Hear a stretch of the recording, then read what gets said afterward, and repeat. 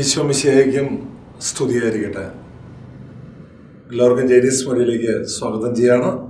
ഇന്ന് നമ്മൾ ഒരു വിഷയത്തെ നമുക്ക് ധ്യാനിക്കുകയാണ്. പ്രത്യേകിച്ച് നോമ്പ് കാലത്തിലൂടെ നമ്മൾ സഞ്ചരിച്ചു കൊണ്ടിരിക്കുകയാണ്. 50 നോമ്പെന്നും 40 നോമ്പെന്നും ഒക്കെ നമ്മൾ പറയുമ്പോൾ ഒരു നോമ്പുകാല ചിന്തയിലേക്ക് നമ്മൾ കിടക്കുമ്പോൾ നമ്മെ തന്നെ വിശുദ്ധീകരിക്കാൻ ദൈവം ഒരു വലിയൊരു അവസരം നമുക്ക് നൽകുകയാണ്. വിശുദ്ധ മത്തായി എഴുതിയ സുവിശേഷം 18-ാം അധ്യായം 18-ാം തിരുവചനം നമ്മളിങ്ങനെ വായിക്കുന്നു: സത്യമായി ഞാൻ നിങ്ങളോട് പറയുന്നു, നിങ്ങൾ ഭൂമിയിൽ കെട്ടുന്നതെല്ലാം സ്വർഗത്തിലും കെട്ടപ്പെട്ടിരിക്കും, നിങ്ങൾ ഭൂമിയിൽ അഴിക്കുന്നതെല്ലാം സ്വർഗത്തിലും അഴിക്കപ്പെട്ടിരിക്കും. അമേ ഹല്ലേലൂയ. നിങ്ങൾ ഭൂമിയിൽ അടിക്കുന്നതെല്ലാം സ്വർഗത്തിൽ അടിക്കും, അല്ലെങ്കിൽ ഭൂമിയിൽ കെട്ടുന്നതെല്ലാം സ്വർഗത്തിലും കെട്ടിയിരിക്കും. അമേ ഹല്ലേലൂയ. അതെ, ഈ കാലഘട്ടം നമ്മൾ മനസ്സിലാക്കിയെടുക്കുക. ഞാൻ ഈ ഭൂമിയിൽ എന്താണ് കെട്ടുന്നത്?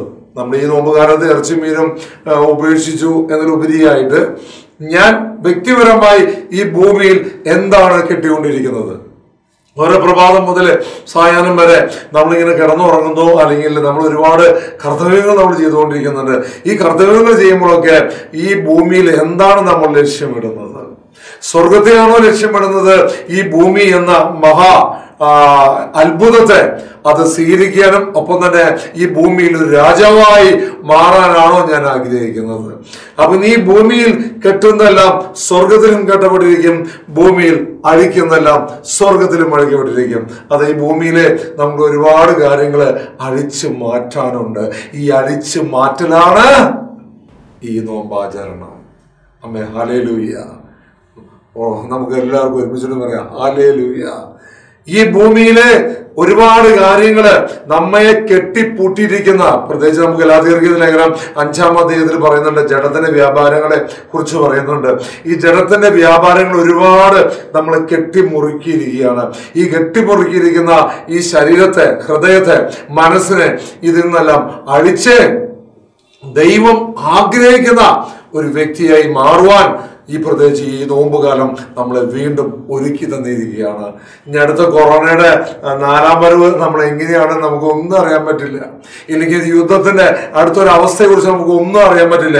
പക്ഷെ ഇപ്പോ നമുക്ക് തന്ന ഈ ഒരു അവസരം ഉണ്ടല്ലോ, ഇപ്പോ നമുക്ക് തന്ന ഈ എന്താ പറയാ ഈ സമയമുണ്ടല്ലോ, ഈ സമയത്തെ മാക്സിമം നമ്മളെ ഭൂമിയിലെ നമ്മുടെ കെട്ടുകളെ അഴിക്കാൻ മാക്സിമം പ്രയോജനപ്പെടുത്താം. ഞാനൊരു വചനം വീണ്ടും ഞാൻ പറയുകയാണ്. യോഹന്നാന്റെ സുവിശേഷം 12-ാം അധ്യായത്തിലെ തൈലാഭിഷേകത്തെ കുറിച്ച് പറയുന്നുണ്ട്. നമ്മൾ പാപിനിയെ സ്ത്രീയെന്നോ അല്ലെങ്കിൽ ആരോ ആവട്ടെ, യേശു ശിഷ്യന്മാരെ ആയിരിക്കുന്ന സമയത്ത് യേശുവിന്റെ പാദം വന്ന് കഴുകുന്നത്, അതെങ്ങനെ ബ്രദർ യേശുവിന്റെ പാദങ്ങൾ കഴുകുന്നത്? ഇന്നലെ വചനം വായിച്ചിട്ടുള്ളൂ. അത് വചനത്തിൽ ഇങ്ങനെ പറയുകയാണ്, അവിടെ യേശുവിന്റെ പാദത്തിന്റെ അരികെ ഇരുന്ന് സുഗന്ധ തൈലം എടുത്തുകൊണ്ട് യേശുവിന്റെ പാദത്തിലേക്ക് ഒഴിച്ച് അവളുടെ തലമുടി കൊണ്ട് യേശുവിന്റെ പാദങ്ങൾ കഴുകുന്നു, അല്ലെങ്കിൽ തുടയ്ക്കുന്നു. യേശുവിന്റെ പാദങ്ങള് ആ വില കൂറിയ നാർദിൻ സുഗന്ധ തൈലം എടുത്തുകൊണ്ട് യേശുവിന്റെ പാദങ്ങൾ കഴുകണം. തന്നിലുള്ള പാപത്തെ, പാപമാലിന്യത്തെ ദൈവത്തിന്റെ മുന്നിൽ മുട്ടുമടക്കിക്കൊണ്ട് എൻ്റെ കർത്താവേ എന്ന് പറഞ്ഞുകൊണ്ട് ആ പാദങ്ങൾ കഴുകി സ്വയം ചെറുതാവുന്ന ഒരവസ്ഥ. അതിനെതിരെ പിറുപിറുക്കുന്ന ശിഷ്യന്മാരൊക്കെ ഉണ്ട്. അവിടേക്ക് നമ്മൾ കടന്നു പോകുന്നില്ല. പിന്നീടാണ് നമ്മൾ പെസഹ വ്യാഴത്തിന്റെ ഒരു ഓർമ്മപ്പെടുത്തല് അടുത്ത വചനം നമ്മൾ ഇങ്ങനെ പറയുന്നുണ്ട്. 13-ാം അധ്യായത്തില് 5 മുതൽ 20 പറയുന്നു, അനന്തരം ഒരു താലത്തിൽ വെള്ളമെടുത്ത് ശിഷ്യന്മാരുടെ പാദങ്ങൾ കഴുകാനും അരയിൽ ചുറ്റിയിരിക്കുന്ന തൂവാല് കൊണ്ട് തുടയ്ക്കാനും തുടങ്ങി. ഹല്ലേലൂയ. ഇവിടെ യേശുവിന്റെ പാദങ്ങള് തൈലം കൊണ്ട് ഒഴുക്കുകയും ഒപ്പം തന്നെ തലമുടി കൊണ്ട് കഴുകുകയും അല്ലെങ്കിൽ തുടയ്ക്കുകയും ചെയ്യുമ്പോൾ ഇവിടെ താൻ താലത്തിൽ വെള്ളമെടുത്തുകൊണ്ട് അരയിൽ ചുറ്റിയ തുവാല കൊണ്ട് ആ പാദത്തിൽ വെള്ളമൊഴിച്ച് കഴുകി ഈ തുവാല കൊണ്ട് തുടയ്ക്കുന്ന യേശുവിനെ നമ്മൾ കാണണം.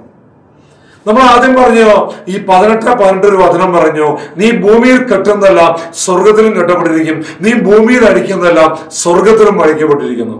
ഈ നോമ്പ് കാലഘട്ടത്തിൽ നമ്മൾ ചിന്തിക്കേണ്ട വലിയൊരു വിഷയമാണ്, എന്തിനു വേണ്ടിയാണ് ആ പെൺകുട്ടി അല്ലെങ്കിൽ ആ പെണ്ണ് ആ നാടിൻ സുഗന്ധം തൈലമഴിച്ചുകൊണ്ട് പാദങ്ങൾ കഴുകി തലമുടി കൊണ്ട് തുടച്ചത്?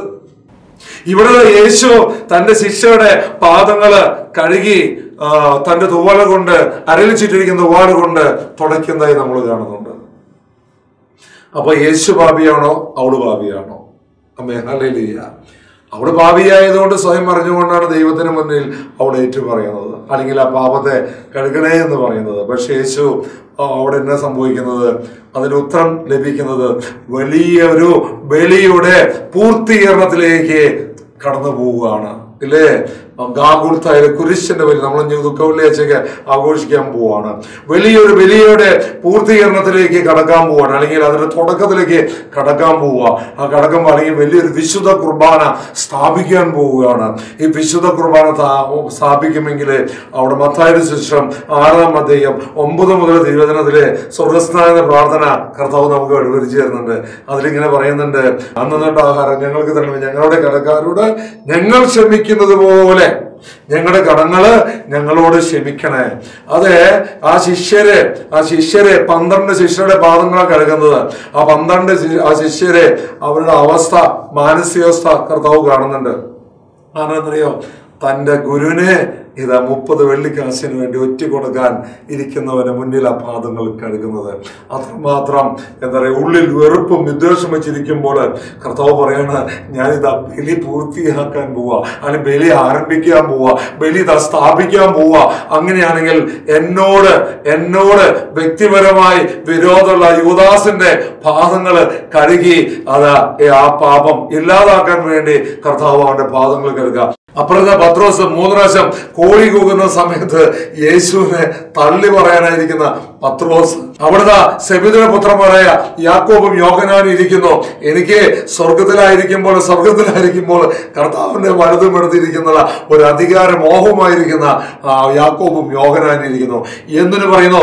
12 ശിഷ്യന്മാരും ഇതാ താൻ യൂദാസിന് ഒറ്റയ്ക്ക് കൊടുക്കുന്ന സമയത്ത് അവിടെ യഹൂദര് വരുമ്പോൾ, പിടിക്കാൻ വരുന്ന സമയത്ത് വചനം പറയാണ്, മത്തായിയുടെ സുവിശേഷത്തിലെ 26:56 പറയാണ്, എല്ലാവരും അവനെ വിട്ട് ഓടിപ്പോയി എന്ന് പറയുന്നു. അതെ, ഓടിപ്പോകുന്നവനെ, തന്നെ പിടിക്കാൻ വരുന്ന സമയത്ത് എന്റെ കൂട്ടത്തിലുള്ള സ്നേഹിതരായ അപ്പോസ്തലരായ ഇവര് ഓടിപ്പോവാൻ തയ്യാറായിട്ടിരിക്കുന്നവരുടെ മുന്നിലാ. അതെ, അവരുള്ള മാനസികാവസ്ഥകളെ അവൻ കഴുകി വൃത്തിയാക്കിക്കൊണ്ട് വലിയൊരു ബലിയുടെ പൂർത്തീകരണത്തിന് വേണ്ടി, അല്ലെങ്കിൽ ബലി സ്ഥാപിക്കാൻ വേണ്ടി കർത്താവ് ഒരുങ്ങണം. ഹല്ലേലൂയ. അങ്ങനെയാണെങ്കിൽ എൻ്റെ ദൈവമക്കളെ, ഈ 40 നോമ്പ് 50 നോമ്പ് കാലഘട്ടത്തിലെ എൻ്റെ ജീവിതത്തിൽ ഒരു ബലി പൂർത്തിയാക്കണോ? യേശു കുരിശുമ്മൽ കിടന്നോട് പറഞ്ഞോ, എന്നെ ഏൽപ്പിച്ചിരിക്കുന്ന ആ ദൗത്യം പൂർത്തിയായി. എങ്കിൽ എൻ്റെ ദൈവമക്കളെ, ഈ കാലഘട്ടത്തിലെ എന്നിൽ കെട്ടിയിരിക്കുന്ന ആ അഴുക്കുകള്, മാലിന്യങ്ങള് കഴുകിക്കൊണ്ട് ഒരു ബലിയർപ്പണത്തിന് നമ്മൾ തയ്യാറാകണം. ഒരു വിശുദ്ധനാവാനും വിശുദ്ധിയോടുകൂടി ജീവിക്കാൻ വേണ്ടി നമ്മൾ തയ്യാറാകണം. കാരണം ഈ കാലത്തിന്റെ അടയാളങ്ങൾ അതാണ്. ഈ കാലത്തിന്റെ അടയാളങ്ങൾ നിന്റെ ഉള്ള വെറുപ്പും വിദ്വേഷവും അഹങ്കാരം, ഞാൻ എന്നുള്ള ഭാവവും, ഞാൻ പറഞ്ഞാണ് ശരി എന്നുള്ള മനോഭാവങ്ങളും എല്ലാം എടുത്തു മാറ്റിക്കൊണ്ട് ആ പാപിനിയായ സ്ത്രീ പാദങ്ങൾ, യേശുവിന്റെ പാദങ്ങൾ കഴുകിയതുപോലെ, യേശു തന്റെ ശിഷ്യരുടെ, ഈ ഭൂമി സൃഷ്ടിച്ച സൃഷ്ടാവായ ദൈവം തന്റെ ശിഷ്യരുടെ പാദങ്ങൾ കഴുകി തുവാല കൊണ്ട് തുടച്ചതുപോലെ നിന്റെ ഹൃദയത്തിന്റെ പാപങ്ങള്, നിന്റെ ഹൃദയത്തിന്റെ കെട്ടുകളെ നീ അഴിച്ചു മാറ്റുമ്പോൾ സ്വർഗത്തിലെ നിന്റെ കെട്ടുകൾ അഴിച്ചു മാറ്റും. നമ്മുടെ കെട്ടുകൾ അഴിച്ചു മാറ്റും. അതിനുവേണ്ടി ഈ ദിവസം നമുക്ക് ഓർക്കാം, ചിന്തിക്കാം.